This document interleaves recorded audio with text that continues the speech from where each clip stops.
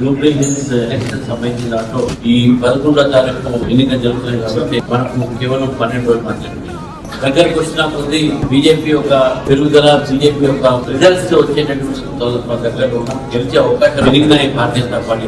గత కొన్ని రోజులుగా కార్యకర్తలు చాలా కష్టపడుతూ ఉన్నారు. రేపు పెద్ద ఎత్తున మహాపాదయాత్ర దాదాపు 60 కేంద్రాలు రాష్ట్ర నాయకత్వం మొత్తం కూడా కేంద్రంలో కూడా పాదయాత్ర చేసేటటువంటి బీఆర్ఎస్ పార్టీ, కాంగ్రెస్ పార్టీ ఇద్దరు కూడా కేవలం ముస్లింస్లే వాళ్ళు ఓట్లు వేస్తారు, వాళ్ళైతేనే ఈ రెండు పార్టీలు ఉన్నాయి. నిన్న మొన్న బీఆర్ఎస్ నాయకులు మాట్లాడుతూ మేము మీకు కబర్స్థాన్ జాగాలు ఇస్తాం, బీజేపీ వస్తే గుళ్ళు కడతారంటే కానీ ప్రకలాసం దాగా అని చెప్పి మాట్లాడుతున్నారు. కానీ స్పష్టంగా ఈ రోజు జూబ్లీహిల్స్ లో ఎంఐఎం భారతీయ జనతా పార్టీ మధ్యన పోటీ ఉందని చెప్పేసి మన కృష్ణరెడ్డి గారు చెప్పారు. మనం చెప్తున్నాం వాస్తవం కదా. కాబట్టి దాన్ని దృష్టిలో పెట్టుకుని జూబ్లీహిల్స్ ప్రజల్ని అమర్పతి చేయాల్సిన అవసరం ఉన్నది.